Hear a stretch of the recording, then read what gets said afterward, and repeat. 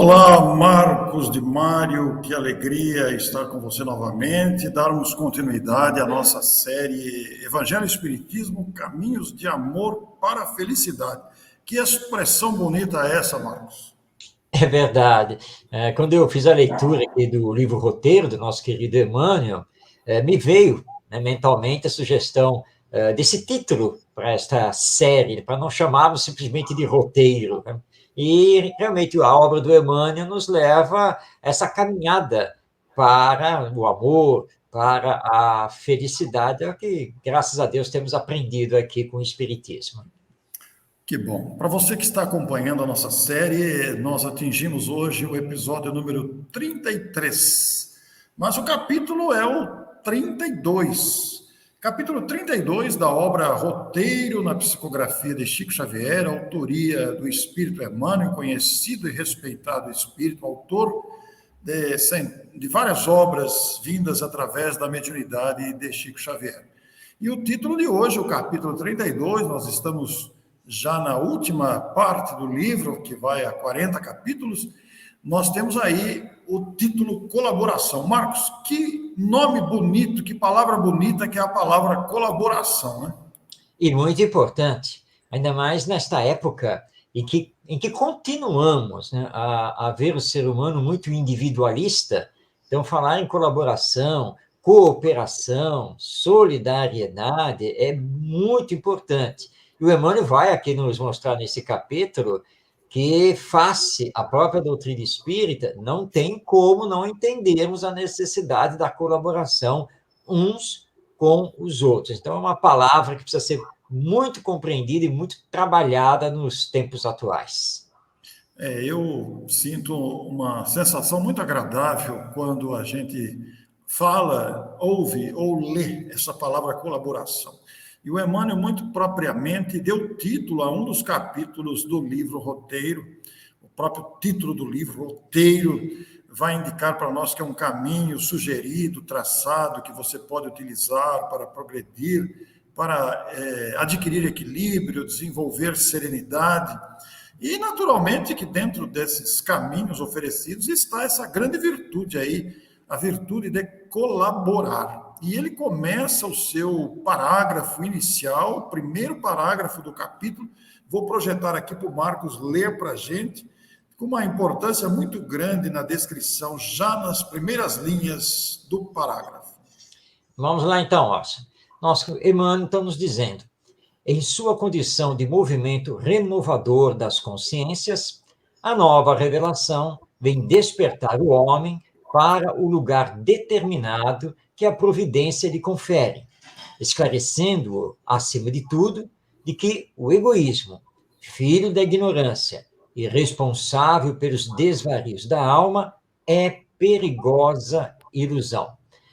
Bem, ó, eu vou destacar três coisas nessa fala do Emmanuel. Primeiro, quando ele apresenta o Espiritismo, que é a nova revelação, como um movimento que renova as consciências. E é verdade, porque a partir do momento que você entra em contato com os princípios básicos da doutrina, você se vê como a alma imortal, você reconhece a vida futura que vem no depois da morte, você entende os mecanismos da lei divina e que você é destinado à perfeição. Portanto, lhe remete a toda uma questão moral do seu comportamento.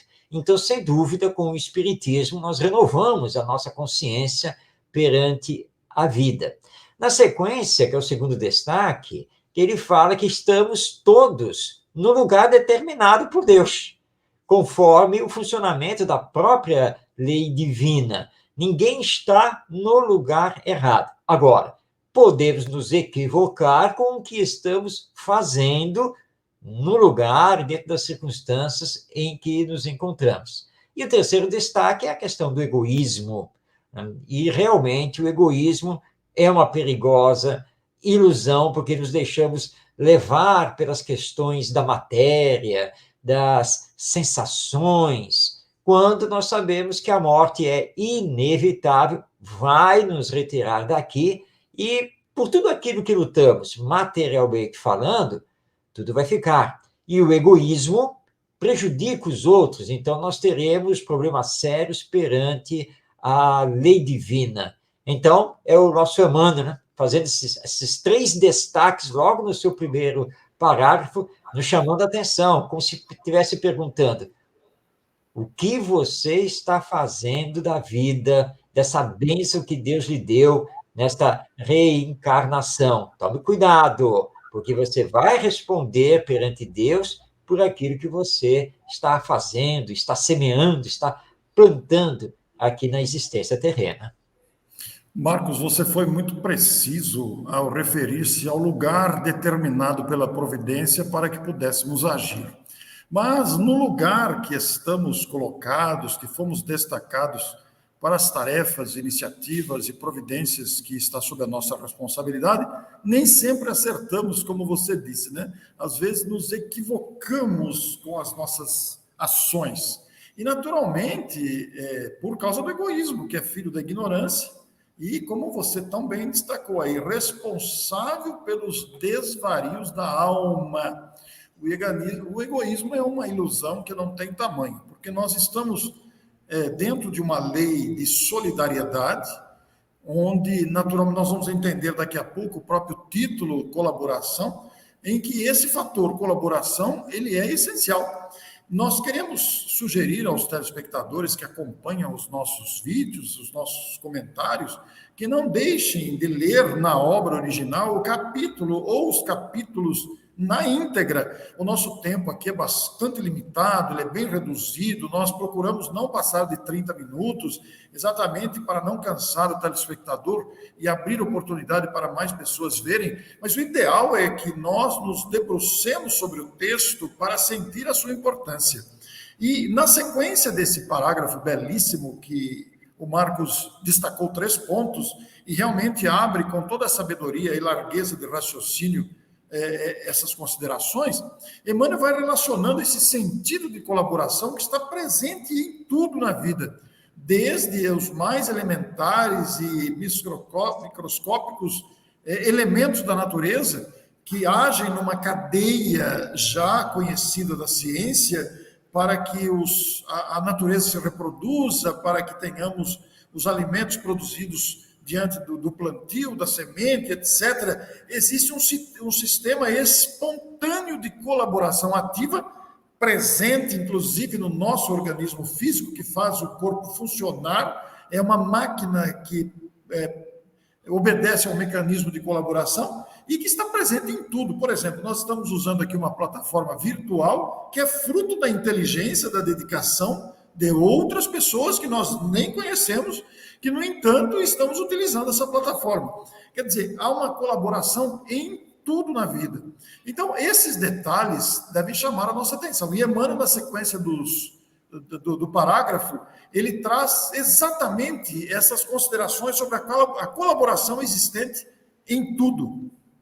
É por isso, né, Orson, que se diz que tudo é solidário na natureza. Às vezes, né, nós achamos que este ou aquele elemento que pertence à natureza não serve para nada. Não, tudo serve para alguma coisa.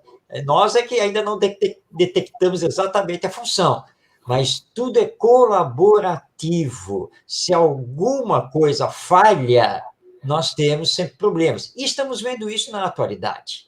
Nós hoje estamos discutindo muito a questão da sustentabilidade em relação à natureza, ao meio ambiente. E já vimos que quando, por exemplo, uma determinada espécie animal é dizimada, outras espécies, porque já não tem mais o seu predador, acabam se multiplicando. Ao se multiplicarem, elas desequilibram aquele meio ambiente. Então, é toda uma cadeia, como você muito bem colocou, né? Um efeito dominó que começa a acontecer. Então, tudo é colaborativo. E entre nós, seres humanos, é a mesma coisa. Você citou aí os que desenvolveram esta plataforma digital online, e, assim, todos os trabalhadores. Nós somos dependentes daqueles anônimos que fazem a coleta do lixo nas nossas cidades, porque se eles pararem, vai ser um problema seríssimo para todos nós. E assim por diante. Embora você, às vezes, nem olhe para a pessoa, você não saiba o nome dela, às vezes você nem lembra que ela existe, que ela está cumprindo aquela função, mas o trabalho dela é importantíssimo para que possamos dar continuidade na nossa vida. E agora, o egoísmo é justamente o contrário, né?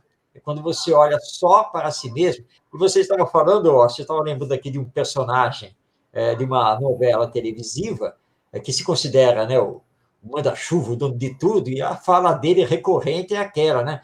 No que nasce na minha terra é meu, o que eu planto é meu, né? O que eu contrato é meu. Esse é o egoísmo.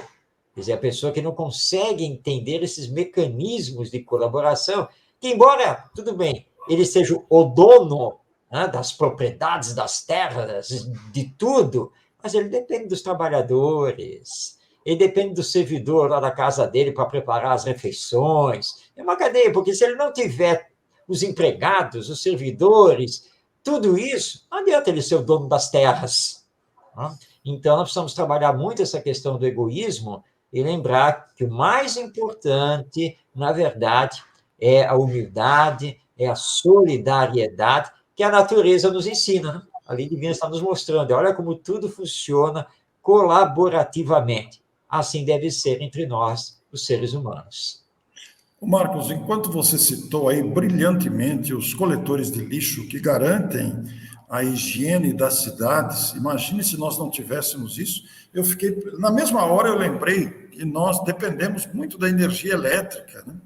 E quando há interrupção da energia elétrica, a gente não precisa fazer nada, porque alguém vai cuidar de restabelecer a conexão para que a energia retorne, né? E é muito interessante essa questão da colaboração, porque o fator remuneração é absolutamente secundário. Não importa se é no voluntariado ou se é no trabalho remunerado, isso é secundário. O importante é esse espírito de serviço, esse espírito de servir a coletividade. Nessa cadeia, que é o destaque do capítulo aqui, é a essência do capítulo, a cadeia de dependência que precisamos uns dos outros, dos serviços uns dos outros, é que isso funcione. E é interessante porque o próprio provimento das condições de habitação do planeta também contam com a colaboração, a cadeia da divindade. Diariamente somos abastecidos pelo sol, pela chuva, ainda que tenhamos períodos de seca, somos abastecidos pelas bênçãos do Criador, pelo trabalho anônimo e invisível dos benfeitores espirituais. E aí a gente entra, Marcos, diante desse quadro magnífico, colaborativo, a expressão tão doce que você usou, e usamos aqui na sequência do parágrafo de Emmanuel, que vai nos dizer: a nova revelação convida-nos a refletir sobre a função que nos cabe na ordem moral da vida. A nova revelação, referindo-se à doutrina espírita, cada criatura é peça significativa na engrenagem do progresso. Cada criatura. Todos possuímos destacadas obrigações no aperfeiçoamento do espírito. Olha que importante que afirmativa motivadora de que todos possuímos destacadas obrigações. Nem sempre nos damos conta, é preciso prestar atenção. Voltamos lá à fala inicial do Marcos, que estamos colocados no lugar certo do cumprimento das nossas tarefas e compromissos, e precisamos ter o cuidado para agir com decência, com dignidade, com espírito de serviço, com a consciência do dever cumprido para não nos equivocarmos. E, naturalmente, o Marcos destacou aí a questão do egoísmo, que Emmanuel também destacou aqui, que é o grande câncer desta cadeia colaborativa. Ele é aquele que interrompe. O egoísta pensa em si. Você citou o exemplo do personagem. A minha terra, o meu quintal, eu comprei. Mas nós temos todos grande necessidade de aprender e de nos servirmos mutuamente. Magnífico, Marcos, pensar sobre isso nesse ponto de vista da cadeia que liga todas as criaturas e todas as coisas. O que é a imagem que o Emmanuel nos coloca aí, né? Cada um de nós é uma engrenagem, né, dentro da lei do progresso. E nós não podemos esquecer disso, porque nós vivemos em sociedade. Não vivemos isolados. Aliás, nem fomos criados para essa vida de isolamento. Nós somos dependentes, nós somos interdependentes, nós somos seres de relação. Então, cada um está, sim, fazendo a sua parte aqui na humanidade. Deveria fazer melhor. Isso nós compreendemos com a própria doutrina espírita, porque é a questão de ordem moral. Mas, independente de como está fazendo, está realizando. E na medida em que você faz alguma coisa, você está se movimentando com essa engrenagem da humanidade, para o bem ou para o mal, propiciando a evolução moral e espiritual ou a atrasando. Aí, nesse caso, você vai responder por isso. Então, não tem como fugir dessa questão da colaboração. Nós realmente precisamos entender que se queremos melhorar a nossa vida, se queremos ter uma humanidade de fato melhor, nós precisamos colaborar. E colaborar é um ato moral. Ela se encaixa nisso. Quer dizer, o ato de você esquecer um pouco de si mesmo para pensar no bem coletivo, no bem dos outros. Mas, infelizmente, nós sempre ouvimos questões assim, mas essa tarefa não é minha. Não sou eu que tenho que fazer isso. Por que o fulano não vai? Então, nós temos essa mania de ficar transferindo, quando nós temos que colaborar. E colaborar é esse serviço espontâneo, voluntário, independente do que o outro vai fazer, se aceita, se deixa de aceitar. E é isso que nós aprendemos com o Espiritismo. Colaborar para o bem geral, sem ficar pensando em retribuições e no que nós vamos ganhar, seja aqui na Terra, ou seja depois da morte, no nosso retorno ao mundo espiritual. E quando nós colaboramos, não é, Orson? Tudo fica melhor, tudo fica mais fácil, as coisas realmente chegam lá nos seus objetivos. Então, colaborar é muito melhor do que ficar numa posição egoísta. Ô Marcos, conforme você prosseguia na sua fala, eu me lembrei, é inevitável, não tem jeito, a gente não consegue esquecer, né? Aquela lição, ela é fabulosa. Eu me lembrei daquela lição que está no Evangelho segundo o Espiritismo, se eu não estiver enganado, no capítulo 17, Sede Perfeitos, assinada por Lázaro, que fala sobre o dever. Aquela mensagem sempre me chamou a atenção. Porque, veja você, né? O Lázaro define que o dever é a obrigação moral. E ele vai dizer ali, logo nas primeiras palavras desta mensagem selecionada por Allan Kardec, que o dever é muito difícil de ser cumprido. Porque normalmente somos seduzidos pelas paixões, e talvez o telespectador fique pensando em quais paixões. E você pode citar todas as paixões. Desde o apego ao dinheiro, a cargos, a sexualidade, a acomodação, a maledicência, a leviandade que nos permitimos muitas vezes, você é seduzido pelas paixões e pelos interesses, normalmente egoístas os interesses. Porque nós temos uma tendência humana de dar vazão e razão e preferência aos próprios interesses. Isso é o egoísmo. Então, o egoísmo, ele é como se pusesse uma venda nos nossos olhos e a gente fica omisso, indiferente, praticamente cego ao dever. Mas o que é o dever? Se nós perguntarmos o que é o dever, aí a gente busca uma definição muito superficial e simples do dicionário, que diz que o dever é aquilo que precisa ser feito. Ora, imagine a quantidade, a enormidade de coisas e providências que precisam ser feitas diariamente. Desde o conserto, um reparo hidráulico ou elétrico, ou qualquer outro dentro de casa, como os grandes deveres morais, cabíveis às autoridades, aqueles que estão investidos de algum poder, seja numa empresa, seja numa determinada associação ou instituição religiosa, cultural, esportiva, tanto faz, como nos poderes públicos das grandes autoridades imbuídas de coordenar o país. Então, a gente vê esse caos que muitas vezes se instala na sociedade humana. Alguém deixou de atender ao dever. E podemos estender isso, né, Marcos? Que alguém deixou de colaborar naquilo que deveria. Né? Esse raciocínio cabe bem, não cabe, Marcos? Cabe, ó, sem dúvida alguma, né? Cumprir com seus deveres, ou seja, cumprir com as suas obrigações, mas não apenas aquelas que estão estabelecidas num contrato formal de trabalho. Né? Nós, no Centro Espírita, por exemplo, somos todos voluntários, mas temos obrigações a cumprir, os deveres a cumprir, para que aquela instituição bem funcione, possa atender a todos que a procuram e divulgar a doutrina espírita.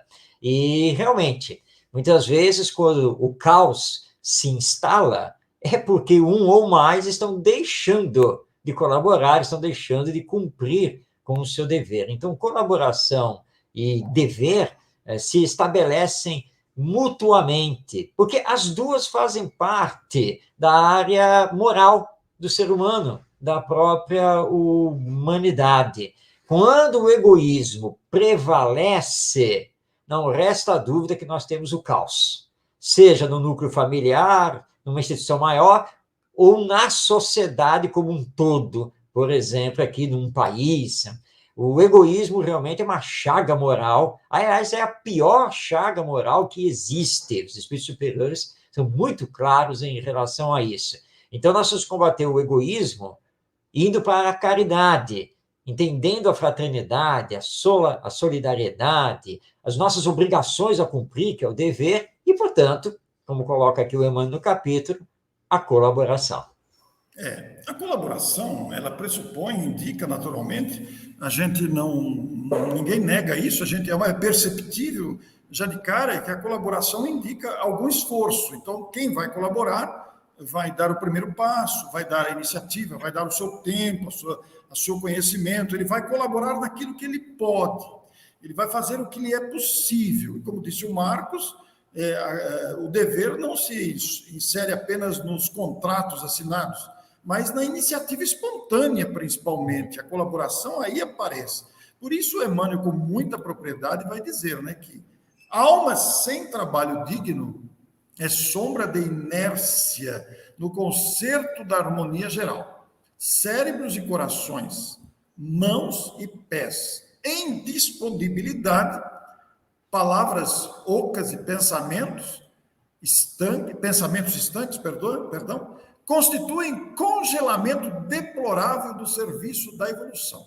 Então, quando o cérebro e o coração, as mãos e os pés estão disponíveis, as palavras são ocas e os pensamentos estanques, isso está constituindo um congelamento deplorável no serviço da evolução, porque é preciso verdadeiramente oferecer a cota do nosso esforço pessoal para benefício social, benefício familiar, benefício individual. Aliás, né, Marcos? O trabalho faz bem até para o próprio que trabalha, que desenvolve a inteligência, o sentimento, a atividade, não fica com aquela moleza, não fica com aquele mal-estar da inatividade. Bendito o trabalho. Alma sem trabalho digno. E isso aí não importa se é remunerado ou não. Poderemos estar na condição remunerada ou poderemos estar dentro de um convite de voluntariado. É verdade, Orson. E realmente, nós não podemos desperdiçar esta oportunidade reencarnatória. Todos nós podemos ser ativos e colaborativos na sociedade humana, mas, como você bem lembrou, desde que façamos o esforço próprio. E em fazendo o esforço próprio, quando você está aí colaborando, nós temos também que esquecer, deixar de lado uma queixa que nós fazemos muito. Mas eu fui lá, eu ajudei, já estou não sei quanto tempo colaborando e não vi a contrapartida disso, né? As coisas não andaram. Mas não importa. Você tem que colaborar, você tem que fazer a sua parte com todo o amor possível, colocando a sua dedicação.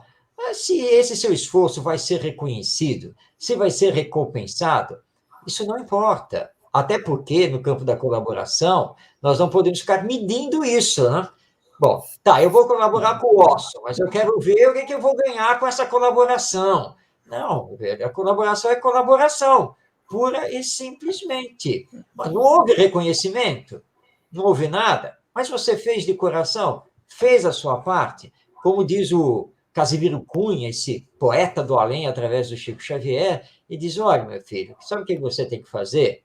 Olha só, você auxilia, compreende, ou se for o caso, perdoa e passa, ou seja, segue. Você tem que ir seguindo o seu caminho, você vai em frente.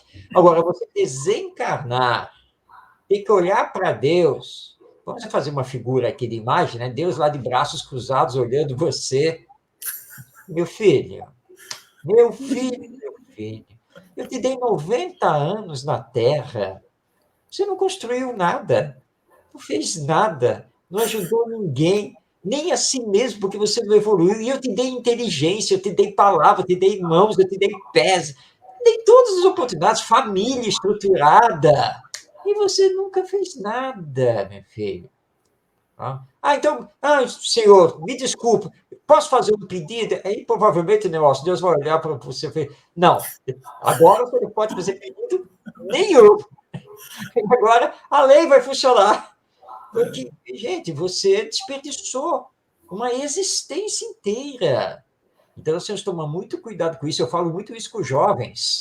Você tem muito tempo pela frente, mas não pode ficar nessa inércia. Pode ficar esperando que as coisas venham e aconteçam. Nós somos construtores de nós mesmos, como a Joana de Anjos muito diz, e construtores da humanidade, para melhor ou para pior, estacionando ou evoluindo. Então, temos que fazer a nossa parte.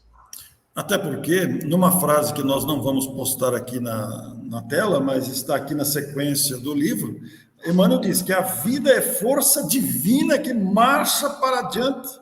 Obstruir-lhe a passagem, desequilibrar-lhe os movimentos, desprezar-lhe os dons e esquecer-lhe o valor é criar aflição e sofrimento que voltarão, mais cedo ou mais tarde, contra nós mesmos. É porque a lei da vida é lei de progresso, é lei de trabalho, e o progresso só se faz pelo trabalho. Eu vou postar aqui o último parágrafo do capítulo para o Marcos ler para a gente e comentar também a importância do que acontece com os espíritos que retornam ao mundo espiritual. Vejam só o que Emmanuel destaca. Esse é o último parágrafo, quando Emmanuel encerra o capítulo, ele nos diz: as almas que regressam do túmulo indicam a cada companheiro da terra a importância da existência na carne, acordando-lhe na consciência não só a responsabilidade de viver, mas também a noção do serviço incessante do bem, como norma de felicidade imperecível. E aí o Emmanuel, ele responde a uma indagação que é recorrente de quem estuda o Espiritismo. Mas os bons espíritos não podem evitar que nos aconteça isso ou aquilo? Os bons espíritos não podem abrir para nós este e aquele conhecimento? Aí o Emmanuel, sintetizando o que o Espiritismo nos explica, os bons espíritos, eles nos lembram a noção do serviço incessante do bem que compete a nós, que estamos aqui encarnados. Porque se eles, que estão desencarnados, tudo fizessem, dessem todas as orientações, nós poderíamos questionar a Deus e perguntar ao Pai: Senhor, por que eu estou aqui na Terra encarnado? Já que os bons espíritos podem realizar todas as coisas, mas não é assim que funciona. Nós estamos aqui na Terra para fazer a nossa parte dentro do concerto da criação divina e, portanto, serviço incessante do bem. Porque, como fecha o Emmanuel, essa é a norma para termos essa felicidade que é imperecível. Que maravilha, Marcos de Mário. Que orientação lúcida de nosso Emmanuel. Terminamos aqui o capítulo 32, episódio 33, e na próxima semana, você que está nos acompanhando, é o oposto, hein? O capítulo 33 tem o título de Individualismo, no episódio 35, capítulo 33, episódio 34. Bom, Marcos, parece que nós vamos entrar novamente no egoísmo. O individualismo tem uma indicação bastante clara aí. É verdade, né? Mas vamos deixar o suspense para os nossos telespectadores, né? Porque vamos falar disso no próximo episódio e fazer esse contraponto aqui com a colaboração. Muito obrigado a vocês e até a próxima semana. Um grande abraço a todos.